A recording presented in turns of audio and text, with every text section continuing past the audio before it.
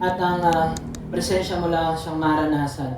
Kaya Panginoon, itinataas ko na sa iyo ang saglit na ito, Panginoon. Ako isang lingkod mo lamang, Panginoon. Ikaw po ang siyang makita, Panginoon. And at the same time, Panginoon, patawarin mo po kami sa aming makasalanan. And maraming salamat dahil kami ay tinawag mo na at nandito ngayon sa iyong piling. Maraming pong salamat sa gabay ng banal ng Espiritu Santo, Panginoon, at sa iyong anak na si Jesus. Lahat ay magsabi na. Amen. Ayan. So, ano naman? Naisipon kasi ako eh. Kapag may narinig kayo, huwag kayo ma-distract ha.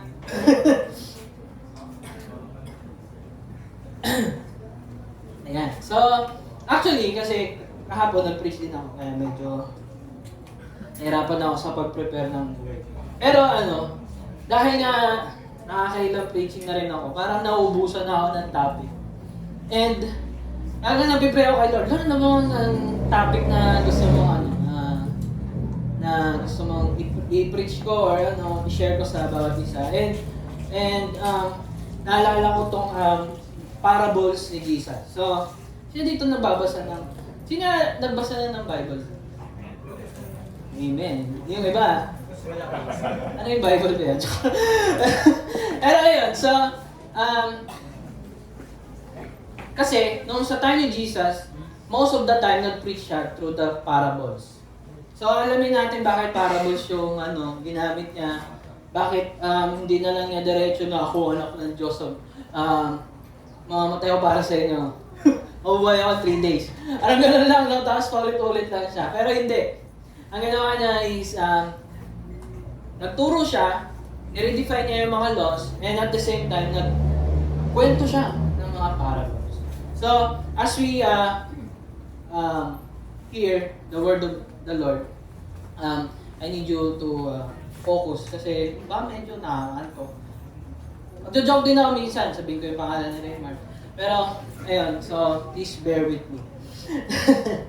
So, ang ating, ayan, so, baka most of ang maging preaching ko is about parables. Kasi sobrang rich ng parable na sobrang ang dami mong pwedeng itapik.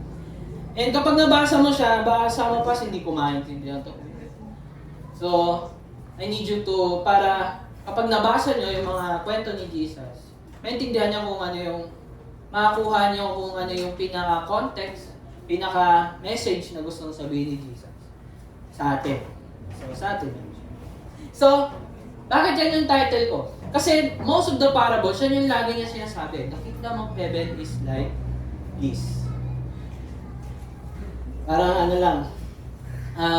nag-example siya, and at the same time, nagkukwento siya, kinukumpara niya yung mga bagay-bagay, and then, behind that, marami tayong makukuhang bigas. Joke lang. Maraming blessings, spiritual, doon sa mga kwentong yun. So, ano muna yung kingdom of heaven? So, baka kasi hindi natin maintindihan yan. Kingdom, ang nasa isip ko niya, merong palasyo, may malaking pader, tapos may syudad sa loob, tapos mayroong palasyo sa gitna. Kingdom. Then heaven, sa langit. So, yun lang madalas nating naisip dito. Pero ano nga ba yung ibig sabihin niya? So, may encounter niyo sa Bible pag nagbasa kayo. Sana magbasa kayo. Kingdom of Heaven and Kingdom of God, na babasa niyo siya, parehas lang sila. So, syempre, nasa heaven si God. And nandun yung throne niya. So, nandun yung kingdom niya. So, same lang yon. Yung kingdom of heaven, madalas lang natin mababasa sa Matthew yan. Then yung kingdom of God sa ibang gospels ng New Testament. So, ang ibig sabihin niyan is the Lord is sovereign of the universe, and so in that sense, His kingdom is universal. So, nasa 1 Timothy 6:15 yan. Na ibig sabihin ng kingdom of heaven or kingdom of God is God's authority and what He is done, doing, and gonna do. Kung ano yung mga ginawa niya na, yung mga gagawin niya pa lang at yung kung ano yung ginawa niya na. Ginawa, gagawin, tsaka yun, yung gagawin pa lang. So, and then, over that, yun yung authority ng Panginoon. yung pagiging king or ruler ng Diyos natin. So, yun yung kingdom of heaven. And at the same time, more narrowly, the kingdom of God is spiritual rule over the hearts and lives of those who willing to submit to God's authority. Anong ibig sabihin nito?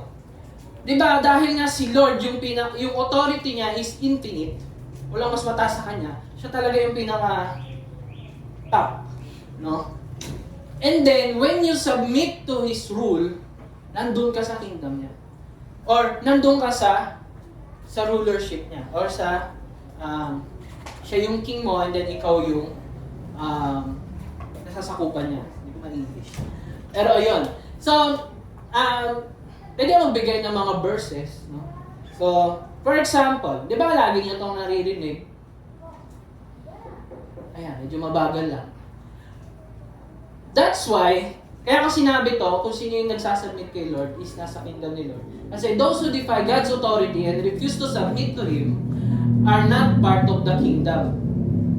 Lagi niyong maririnig yan. And then, another part, those who acknowledge the Lordship of Christ and gladly surrender to God's rule in their hearts are part of the kingdom. Ayan, magbibigay ang verses. Ano yung verses niya sabi? Diba, yan, sinabi ko na yan. Now, the works of the flesh are evident: sexual immorality, impurity, sensuality, idolatry, sorcery, enmity, strife, jealousy, fits of anger, rivalries, dissensions, divisions, envy, drunkenness, orgies, and things like this. I warn you, as I warned you before, that those who do such things will not inherit the kingdom of God. So, if yung authority ni Lord, hindi ka nagsasubmit doon, for sure, hindi ka part ng kingdom. Yeah. Another verse. At pa, isang sikat na verse. Therefore, do not be anxious about anxiety. Anxiety. So, say, what shall we eat? Or what shall we drink? Or what shall we wear? Ito yung laging nasa pang-araw-araw na buhay natin. Anong kakainin ko? Anong kakainin mo? Wala. Ano ba gusto mo? Lagi may ganon, di ba? Di ko alam. Or what shall we drink? Coke? Kape? Kape. So, what shall we wear? Diba? And for the Gentiles, after all these things, sa youth lives, in-explain ko ano yung Gentiles, non-Jews. Basta hindi ka Hudyo, Gentile ka. So, tayo mga Pinoy is a Gentile. So, Hintil. Tagalog nila. Yan. So, sinisik nila lahat to, and your heavenly Father knows that you need them all. But seek first the kingdom of God and His righteousness, and all these things will be added unto you. If si God is yung ruler, and lahat ng creation is under His authority, and if you seek His, di ba, yung ibig sabihin ng kingdom of God is kung ano yung ginagawa ni Lord, and then kung ano yung authority niya. And kung yun yung sinisik mo, Lord, ano ba yung ginagawa mo sa buhay ko? Lord, ano ba yung purpose mo? Lord, sino ba si Jesus? Lord, ano ba yung ginawa ni Jesus? When you ask those things, hinahanap mo yung kingdom of God. Amen?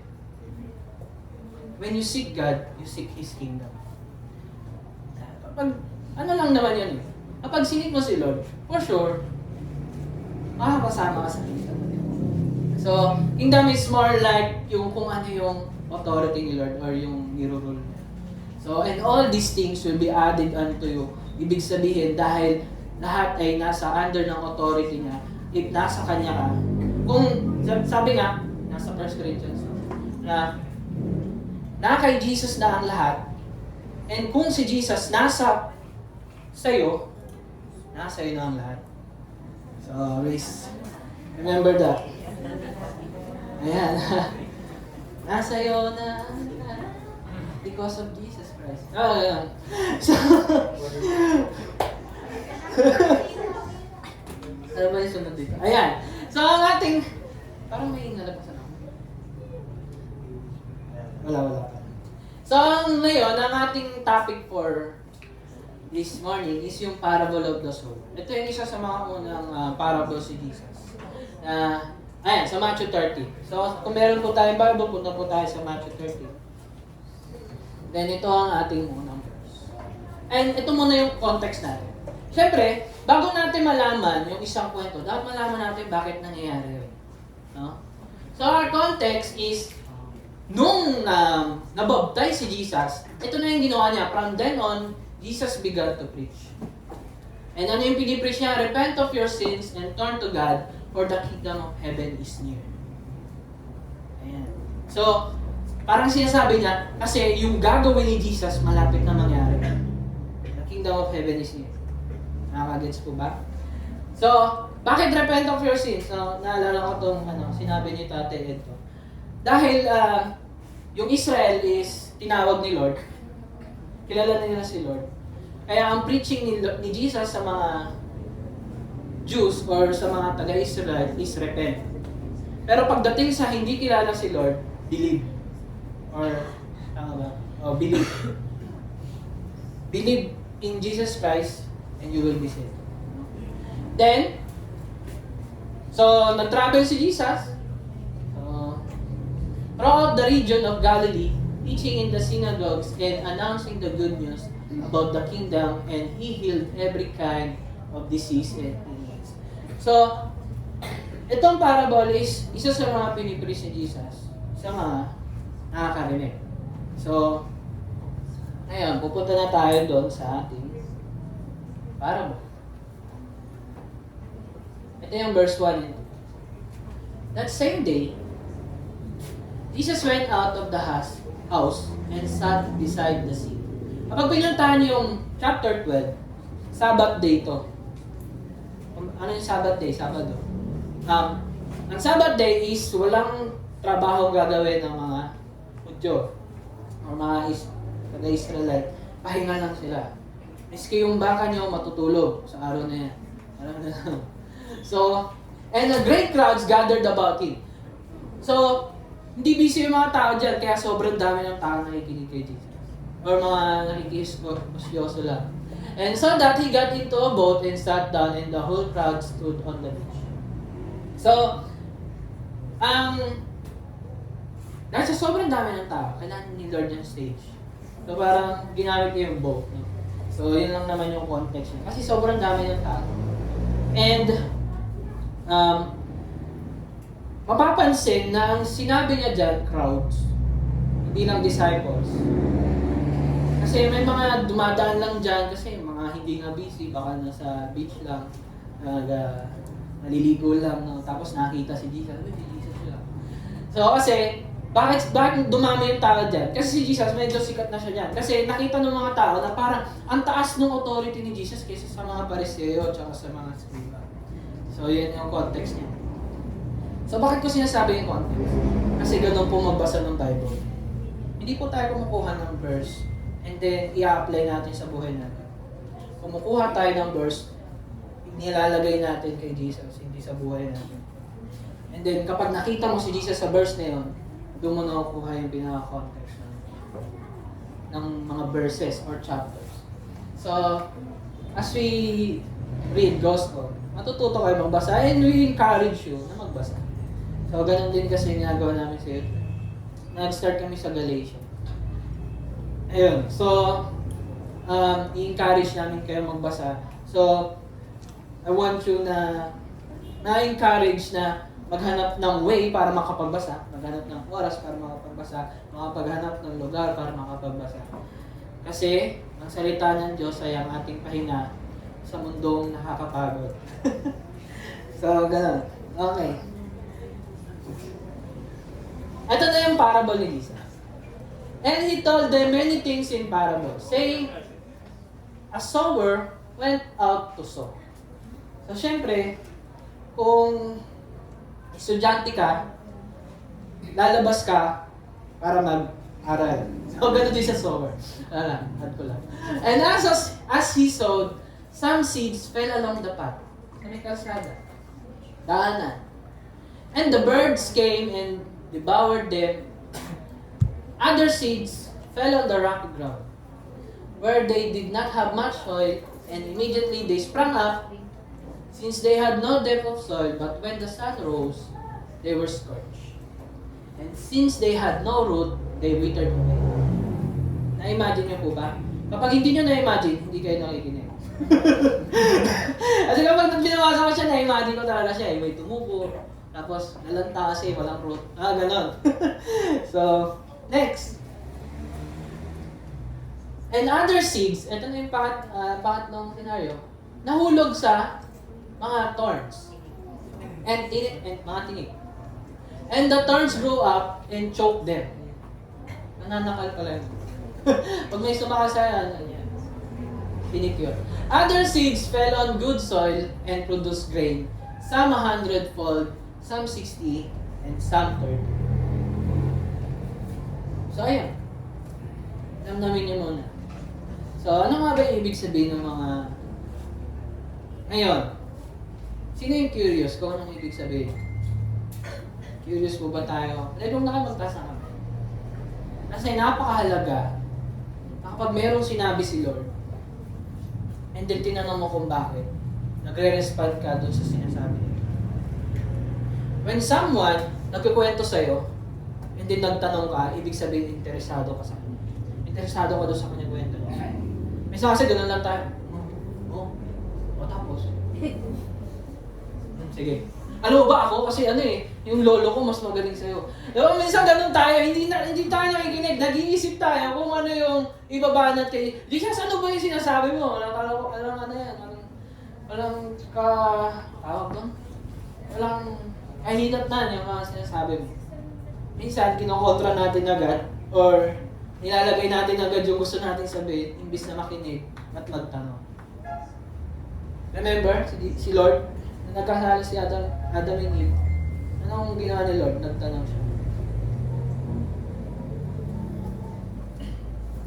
Okay. Sidekick ko lang yun. Ito na yung mga soils. So, yung fell along the path, yung mga seeds na nahulog sa kalsada, so daanan ng tao yun at kinain ng mga ibon. Crew! Gumano.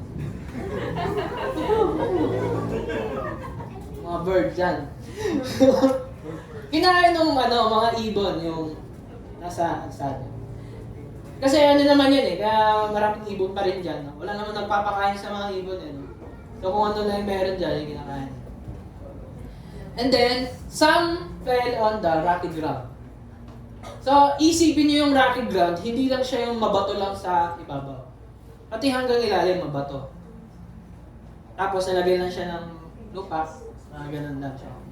So, ganun yung rocky ground. So, nung namunga doon, pero hindi tumagal. Kasi hindi makadaan yung root. Naalala ko yung mga puno na binawarak yung mga kalsada dyan. Kasi dahil sa root nila. Amazing lang. Okay, next. Then yung dalawang soil with thorns, plants, nakakakuha ng nutrients sa lupa. Kaya hindi nabubuhay yung seed. So hindi naman sinasakal literally ng thorns yung seed mo. Talagang nauubos niya lang yung nutrients ng lupa. That's why sa Genesis, kapag naka 7 years na, pagpapahingahin yung lupa, para sa yung mga farmers dito, may farmers dito. Ako sa cellphone, farmer. pero sinasabi ni Lord na pagpahingahin yung lupa ng isang tao. Kasi, naubos na yung nutrients yun. Imagine, yung Sabbath day hindi lang para sa tao, para rin sa hayop, para rin sa lupa na tinatanim. Kaya napakahalaga, hindi mo mahalaga, talagang regalo sa atin ng Panginoon yung pahinga. No? And na-appreciate natin yun kapag nagpapahinga ka talaga. So, ayan. Next, good soil. So, di lang ito basta good soil. No? Kasi sinabi doon, 100-fold na bunga. Ang 100-fold na bunga ay extraordinary. Hindi siya, parang madalas nangyayari. Na ibig sabihin nito, talagang pinagpapala ni Lord ang lupa dahil ang normal lang ay 5 to 15-fold lang.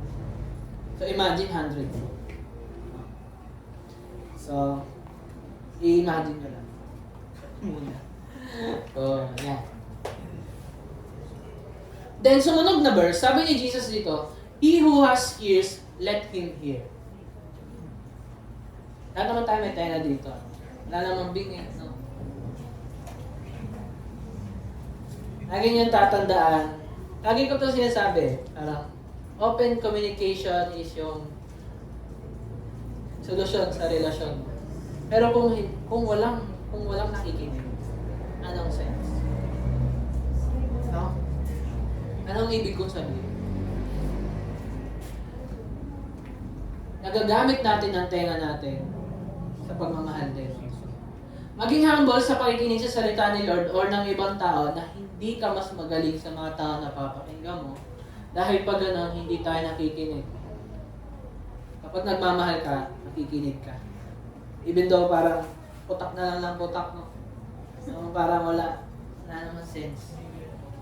Pero pag nakikinig ka, hindi mo dinadagdagan yung galit nung nagagalit, diba? Then nalalaman mo kung ano yung nasa puso niya. Ganon din sa relasyon. Ganon din sa preaching dito. So, kung meron kang katabi na kinukulit ka, kinakausap ka habang may nagpipreach dito, i-notice mo lang. Sabihin mo, nakikinig ako. Ayan. So, kasi kapag nakikinig ka, nagmamahal ka. Naturuan tayo nagmamahal dito. Naturuan tayo ni Lord magmahal. And makinig. So, ayan. And then, nung narinig ng mga disciples to, sinabi nila kay Jesus, Lord, bakit ka nagsasalita in parables? And then sabi ni Jesus, to you it has been given to know the secrets of the kingdom of heaven, but to them it has not been given. Imagine, sa sobrang dami ng tao, yung ka-close lang ni Jesus yung nagtanong sa akin. Yung mga disciples niya. And then, di ba, nakita niyo dito yung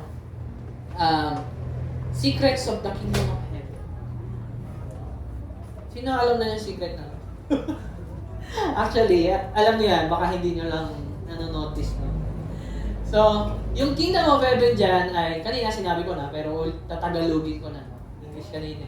Ay pagpapakita ng nature ni Lord sa pag-rule niya sa mga tao. Paano niya batayin yun? Nag-rule siya in His mercy, justice, and grace dito sa lupa. And pinapakita ni Jesus sa mga parables kung paano gumalaw ang kingdom of heaven hanggang sa dumating ito in Jesus' name.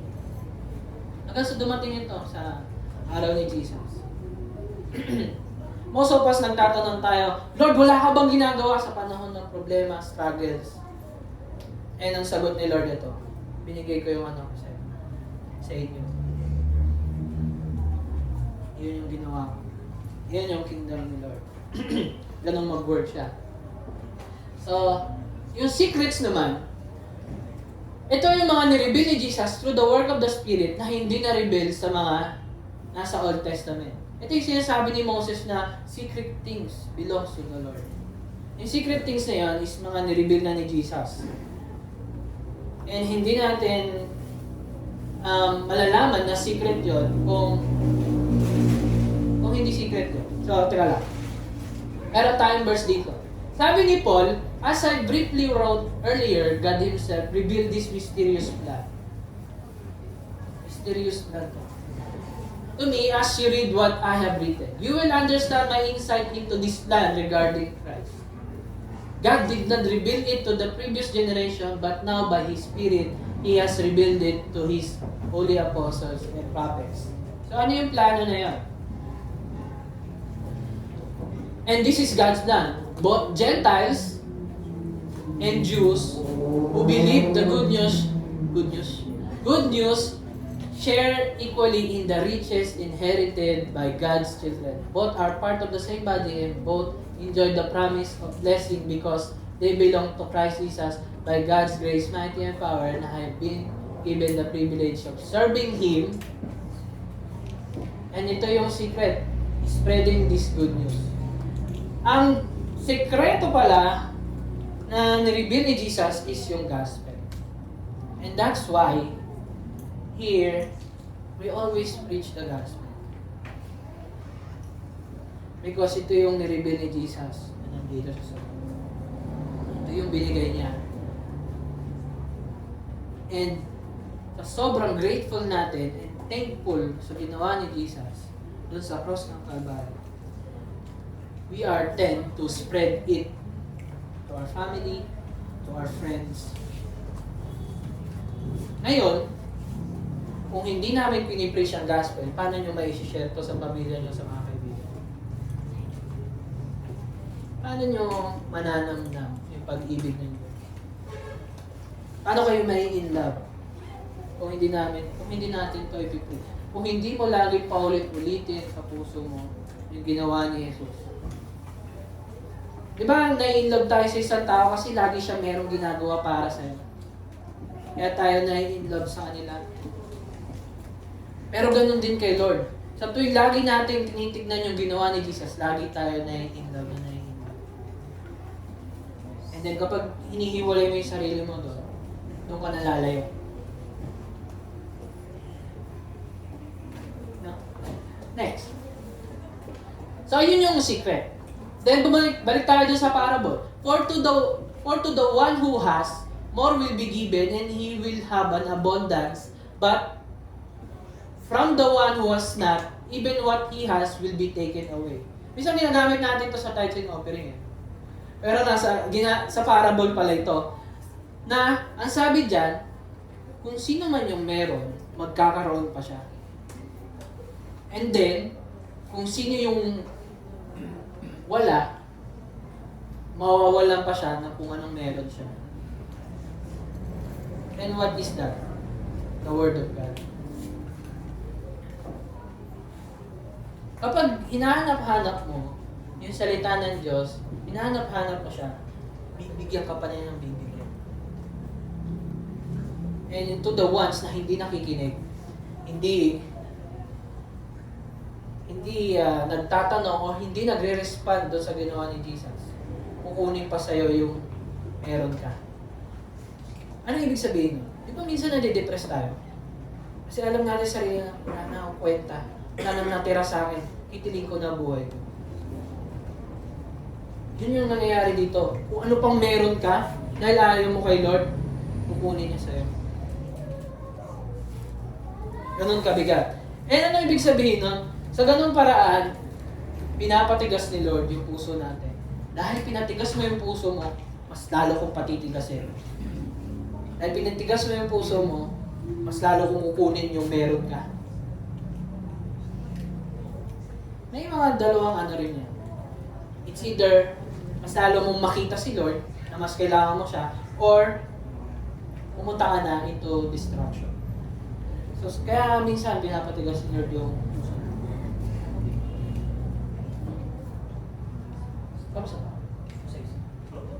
This is why I speak to them in parables, because seeing they do not see, and hearing they do not hear, nor do they understand. So, alamin natin bakit parables yung sinasabi ni Jesus sa time niya, or pinipreach niya those times.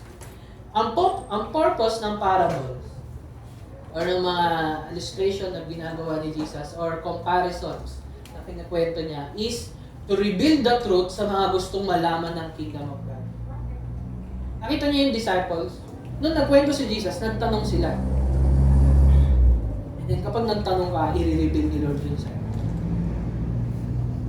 And then also, may isa pa siyang purpose. Pangalawang purpose. To conceal the truth sa mga taong ayaw itong hanapin. Minsan, nakikinig lang sila, pero nag-aabang lang sila ng rebut kay Lord. Minsan nakikinig lang sila, and then, kapag hindi nila gusto yung narinig nila, ayaw ko niya.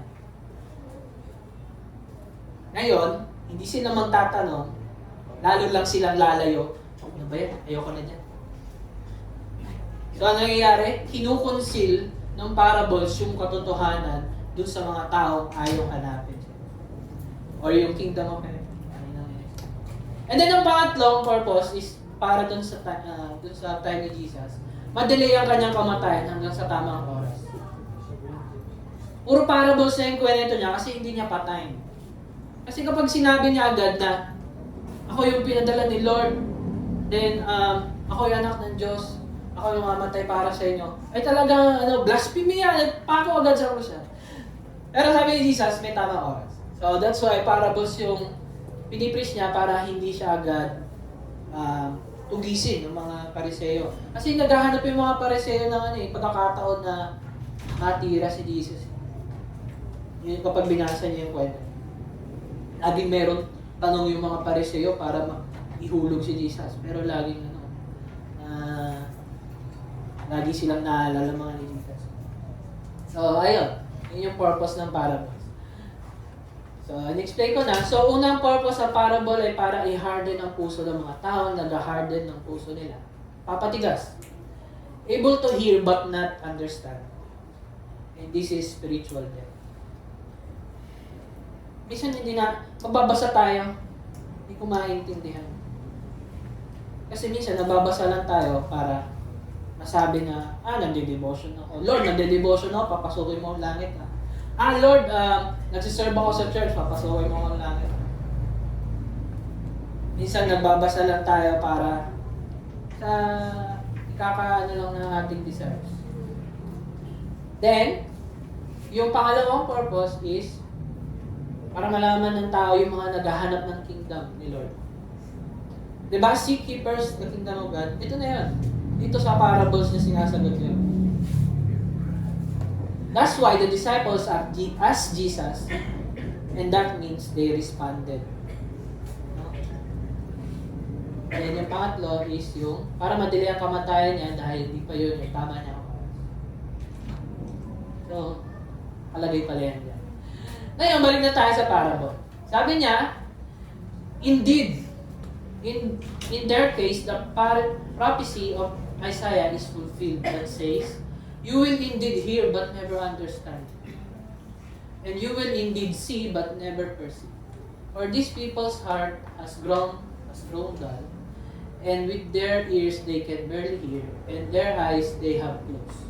Lest they should see with their eyes and hear with their ears, and understand with their heart, and turn, and I will heal them. Nung narinig ng mga disciples, hindi pa rin nila maintindihan.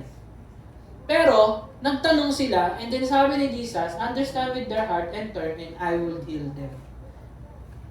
Kung di mo maintindihan, lumapit ka kay Lord, ibibigay niya sa'yo. No? So, may natok na ba? Ayan. So, sabi niya dito, but blessed are your eyes, for they see, and your ears, for they hear. For truly I say to you, many prophets and righteous people long to see what you see, and did not see it, and to hear what you hear, and did not hear it. Di natin ma-apply sa atin ito ngayon. Pero, sa panahon ng Old Testament, sana nabasa ko yung Bible. Or kung maisip man nila, sana nabasa ko yung kwento ni Jesus. Yun yung nilulong ng mga prophets dati. Pero ngayon, nababasa natin ngayon yung mga miracles and signs at ginawa ni Jesus. And we are much more blessed than those sa mga time na dun sa time ng Old Testament. Then ito na. Siyempre, in-explain ni Jesus. Hindi na ako nahirapan sa pag-explain. Si Jesus na na-explain. Pero may mga ilan lang siyang parable na in-explain. So, yung unang scenario dun sa parable is yung fact. Hear then the parable of the sower. When anyone hears the word of the kingdom and does not understand it, the evil one comes and snatches away what has been sown in his heart. This is what was sown along the path. So yung bird doon, yun yung evil ones na pinuha sa'yo. So ano ibig sabihin doon? So isa-isa muna natin. Ano yung sower? It represents si Jesus and yung mga faithful preacher ng gospel. And ang seed ay ang word of the kingdom. Kanina sinasabi natin ano yung word ng kingdom is yung gospel. So, sower, mga preachers, Jesus, and ang seed is yung gospel. And yung apat na soil ay ang puso ng tao. And we can see na ang seed ay nailagay sa lahat ng klase. Masabi natin na ito ang grace ni Lord sa lahat ng tao makarinig. So, hindi mo pwedeng sabihin na, Lord, ba't hindi ko alam yan? Lord, ba't hindi mo sinabi na totoo pala na talagang mapupunta ng langit yung naniniwala kay Jesus? Lahat kasi, yun yung grasya ng Panginoon. Even though alam niyang hindi ka makikinig, binigay niya pa rin sa'yo. Alam niya na kahit hindi ka tatanggap, sinabi niya pa rin sa'yo. And ganun magmahal. Hindi tayo nag-i-expect from them. Kapag nagmahal ka, nagbigay ka, hindi ka nag-i-expect ng pabalik. No? Then, yung first soil, yung pot, ay nagre-represent ng hardened hearts. So, matigas na puso. Dahil di sila nakaintindi, like scribes and Pharisees, and involved si Satan sa hardening ng hearts ng mga tao, which is yung mga unbelievers. Talagang hindi na niwala. We can say unbeliever yung mga taong siniran mo na, hindi pa rin naniwala. Then, I'll give you the verse. Baka sabihin nyo, baka sinasabi mo lang, kuya, na nagpapatigas ng puso si Lord. Nagpapatigas ng puso si Lord. Sabi niya dito sa Romans 9, sabi ni Paul, so it is God who decide to show mercy, we can neither choose it nor work for it. Remember, sinabi ko, si God yung highest authority and siya yung nagro-rule. And then siya magsasabi kung bibigyan ka niya ng mercy o hindi. Siya magdi-decide. Hindi dahil cute ka, hindi dahil masipag ka sa church, hindi dahil mabait ka sa magulang mo, hindi dahil doon. Dahil sa mercy niya. And siya magdi-decide kung kanino ibibigay.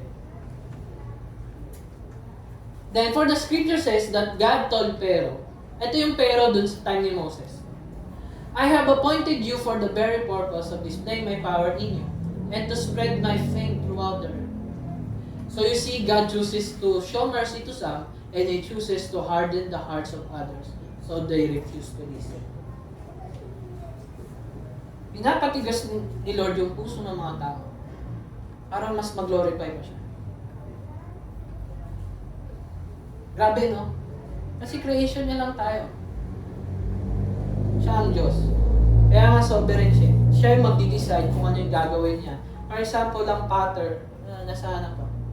Old Testament. Yung potter gumawa ng pot. And then siyang bahala kung ano yung gusto niyang gawin doon. Either pagkagawa niya, basagin niya, itapon niya. Or either, kahit pangit yung itsura niya, ilagay niya sa display, then lagyan niya ng bulaklak. Or lagyan ng tubig. Or lagayan or storage. Siya magdi-decide. No? Sipin mo, ginamit niya yung Pharaoh para ma-display yung power niya. Imagine. So, gano'n. Hardening of heart, tayo nagpapatigas ng puso natin. Hindi si Lord In the first place, binigyan tayo ng will ni Lord. And ang ginawa nating lahat is tumalikod sa Kanya. And then, dahil di ka nag-respond, lalo kong patitigasin yung puso mo. Just like what He said. Kung anong meron ka, mas tatanggalin ko pa. Ayan. Then siya rin siyempre nagpapalam. Then next, yung rocky ground. As for what was sown on rocky ground, this is the one who hears the word. Narinig yung salita ng Diyos. And immediately receives it. I-receive niya. Amen. Tapos with joy pa yan. Yet he has no root in himself, but endures for a while, and when tribulation or persecution arises on account of the word, immediately he falls away. Ni-receive niya yung word. And then nung mga tao, tinitira na siya dahil naniniwala siya kay Jesus, he falls away. Ayoko na sa Christianity. Binubuli lang ako ng mga unbeliever. Mga ganon. Ano ibig sabihin? Yung rocky ground, it represents sa mga tao naka-receive ng Messiah. Yung talagang active sa church. Talagang nagwawalis dyan, no? Talagang nagmamap dito. Paparinig lang ako. Ayun, so, pero he has no root. Dahil nang dumating ang pagsubok, umayap, falls away, hardened. Kaya di nag-bear ng fruit na, faith na galing kay Lord, and fruit ng Spirit. So, not a genuine Christian. So, I'll give you a verse. Sabi dito ni John, these people left our churches, but they never really belong with us. Otherwise, they would have stayed with us. When they left, it proved that they did not belong with us. So, sinasabi ko na sa inyo, hindi lahat ng nasa church, nasa loob ng church, nagsiserve sa church, nag-ministry sa church, nagpipreach ng word, maliligtas. Kasi hindi natin alam kung sino ang ligtas sa atin. Yun pa lang. Hindi na tayo pwedeng mag-judge. Si matigas ang ulo niya, hindi ligtas siya. No. Si song leader, ang ganda ng boses. Talagang every Sunday, lagi maaga yan. Yun na ba yung basehan para na kay Lord, no? So, hindi natin alam. Si Lord ang nakakala. Then among the thorns, as for what was sown among thorns, this is the one who hears the word, but the cares of the world and deceitfulness of riches choke the word, and it proves unfruitful. So, yung thorns, yun yung mga cares ng mundo.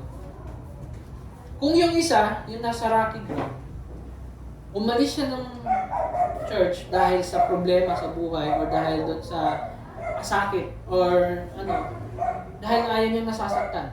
Yan na lang. Ito naman, nasa kanya yung lahat.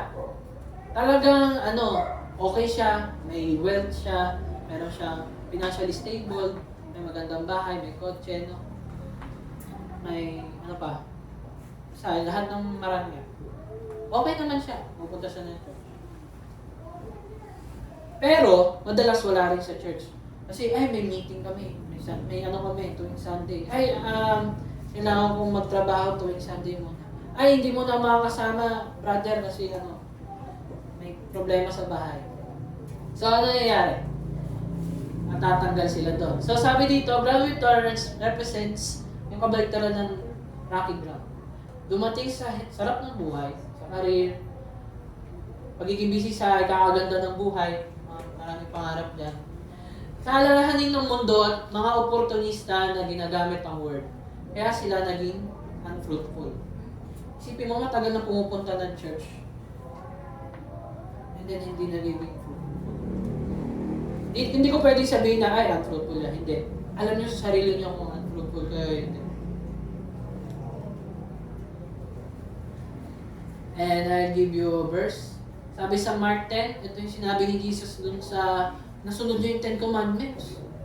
Then sabi niya, paano ko makapunta ng paano ko ma-inherit yung eternal life? And then sabi ni Jesus, looking at him, loved him, and said to him, you lack one thing.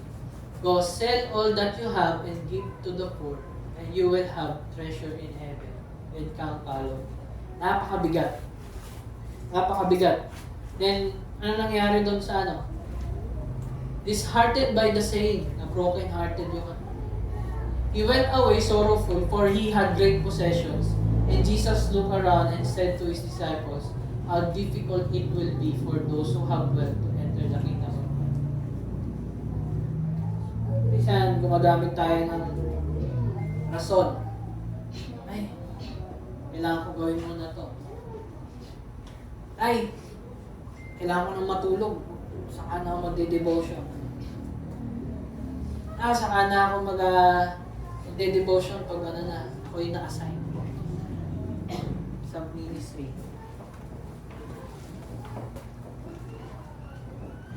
Alam niyo yan. And then, the good soil. As for what was sown on good soil, this is the one who hears the word and understands it.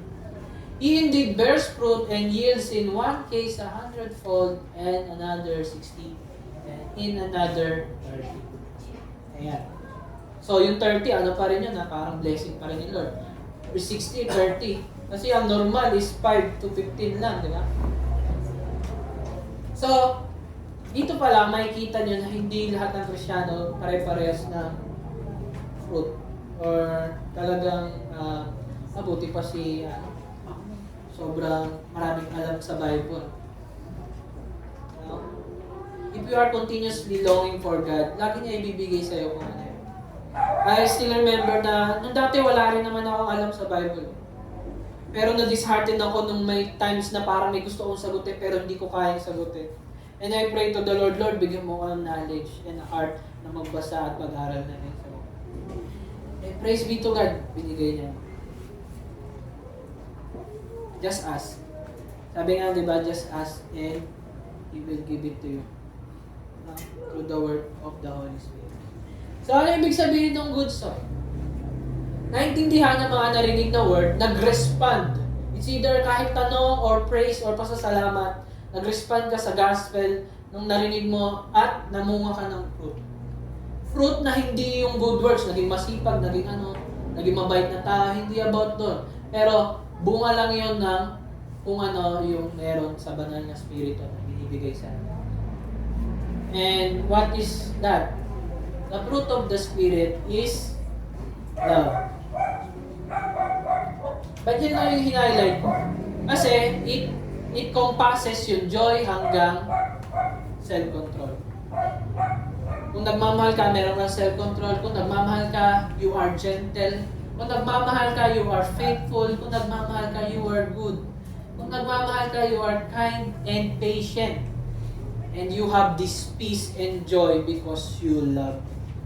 And this love not came from man, not came from you, but came from God. And that is Jesus Christ who died for you. No? And those who belong to Christ Jesus have crucified the flesh with its passion and desire, so that when we are tempted, ito yung nagagamit natin when we pray to the Spirit. No? Then, most of us, nung nakita niyo yung apat, hindi ako yung hindi ako yung nasapat. Hindi rin ako yung rocky ground. Parang chine-check natin, no? Tapos, hindi ako yung yung nasa, among the thorns. Ako yung good soil ata. Pero bakit ganun? Parang minsan ako yung rocky ground. Minsan, kapag nasasaktan ako, ayoko muna pumunta ng church. Pagod ako eh. Minsan, meron naman tayo may kailangan muna akong gawin sa bahay bago pumunta na. Para akong yung among the thorns. Let me say you na itong mga soil na to, ito yung estado ng mga puso natin. No? So remember, only God knows kung anong klaseng soil ang puso natin. Hindi mo pwedeng sabihin na, si Christian, rocky ground. No? Si Raymart, thorn yan. Thorn in my flesh. Nasar ako niyan eh. Diba? Ganun. Diba gano'n, diba? Hindi natin pwedeng sabihin yan. Si Lord lang may alam nun. So, ang grace pa rin ni Lord ang dahilan kung bakit ang tao ay maliligtas. Ni walang ambag ang tao sa pagkaligtas niya. Yun pa rin yung doctrine natin. Si Lord lang lahat. Di natin sure kung sino ang genuine or not genuine Christian.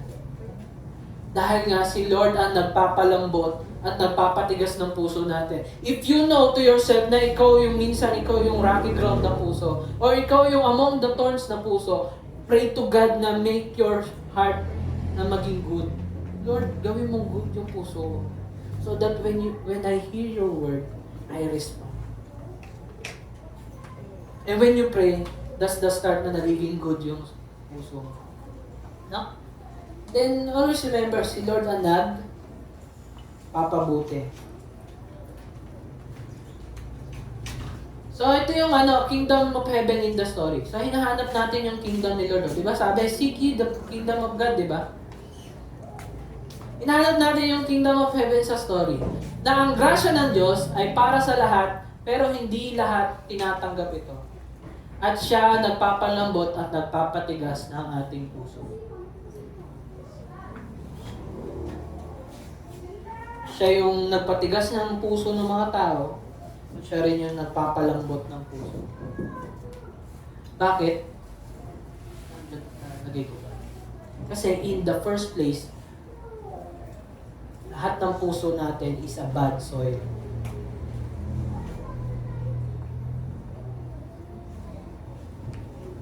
Nasa sinapupunan pa lang tayo ng nanay natin, yung puso natin is a bad soil. Hindi dumating sa punto na naging good ng ating puso.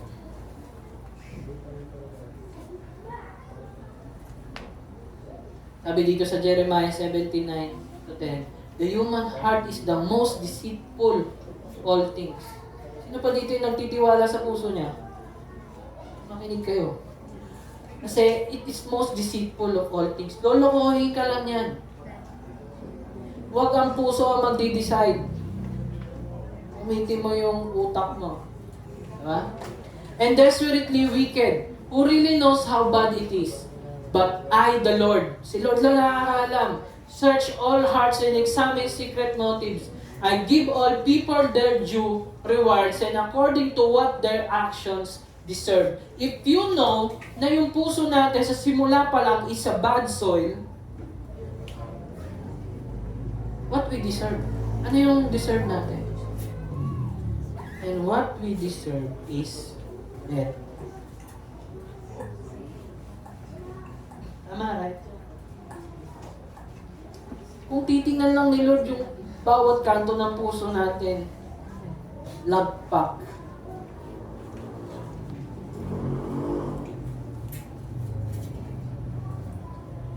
And for the wages of sin is death. Ganun kasama yung puso natin na ang kabayaran is kasalanan. And this is the wonderful thing na pag-preach ng gospel. When you say the word, but, mamamatay ka sa kasalanan mo. Pero, alam mo yun, yung moment na pero, uy, meron pa palang hope. And that but is the free gift of God is eternal life in Christ Jesus our Lord. Is it amazing? Amen? Amen. Di ako madalas magpa-amen, pero gusto ko. Kasi gospel yan eh. And this is a good soil response. Because if you confess with your mouth that Jesus is Lord and believe in your heart that God raised Him from the dead, you will be saved. Maniwala ka lang. Yun yung respond ng pusong malambot. When you respond, when you ask for more sa Panginoon. No? And ito yung good soil. Sabi niya, no one born of God makes a practice of sinning. Hindi niya pinapractice yun. Kasi, God's seed, ano yung seed na sinasabi natin kanina? Yung gospel, si Jesus, seed abides in Him. Kung hindi namin laging pinipreach yung gospel, ano yung seed na matatanim sa atin? Right? And he cannot keep on sinning because he has been born of God because of this seed. This kingdom of heaven, the word of the kingdom of heaven, the gospel of the kingdom of heaven. No? Now, ang lagi namin challenge kapag nagbasa ng Bible, nahanap natin lagi si Jesus. And this is how me na laging binababad ang sarili sa gospel ni Jesus Christ. This is how I find Jesus in the parable of this. Minsan ang alam na, si Jesus yung sower, yung nagtanim. No? Sige. Di ba naalala niyo yung sa promise ni Lord? Doon sa, nung nagkasala si Eva at Adan. Kinausap niya yung ahas na you will be cursed. And sinabi niya, and I will put enmity between you and the woman, and between your seed and her seed ni Eve, he shall bruise your head, and you shall bruise his heel.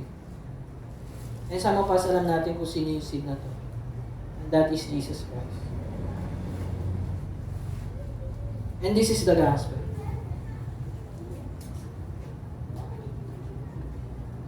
Nagtanim si Lord ng seed sa Bethlehem,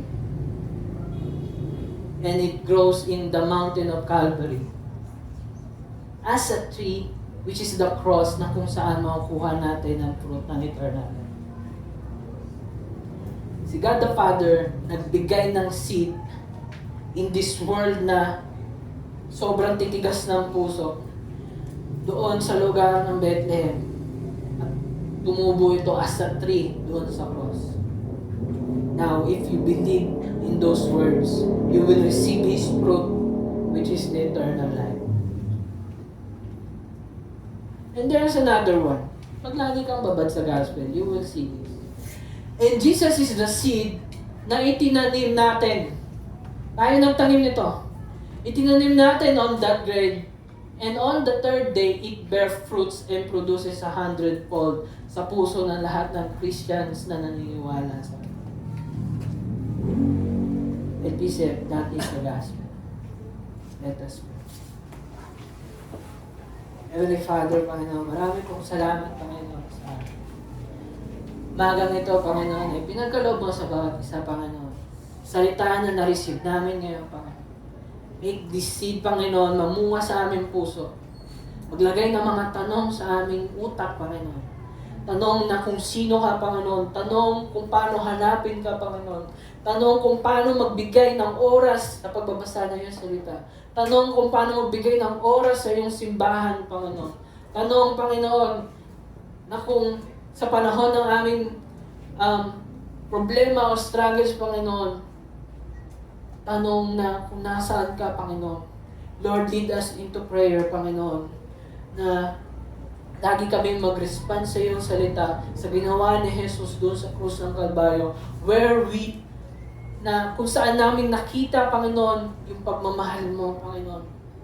Make this gospel, Panginoon, a seed na magbubunga ng maraming prutas. And one of that is love, Panginoon. Lord, thank you for this word, Panginoon, na pinagkaloob mo sa amin. And make those rhema words, Panginoon, na hindi lang dumaan sa aming tenga, Panginoon, maintindihan namin ito. Make our heart, Panginoon, a good soil. Make our rocky heart, Panginoon, make it a good soil, Panginoon. Make our heart, thorny hearts, Panginoon, a good soil, Panginoon. And ilayo and deliver us from evil, Panginoon. Lord, marami pong salamat that you always, Panginoon, na nasa tabi namin, Panginoon, nasa harapan namin, nasa likod namin, yumayakap, Panginoon. And we are so confident, Panginoon, in every day of our lives, mawala man ang lahat, Panginoon, laging ikaw ang matitira. Maraming pong salamat, Panginoon, sa gabay ng iyong banal na Espiritu at sa iyong anak na nagbigay ng kanyang buhay at dugo sa krus ng Kalbaryo. At lahat ay magsabi. Amen.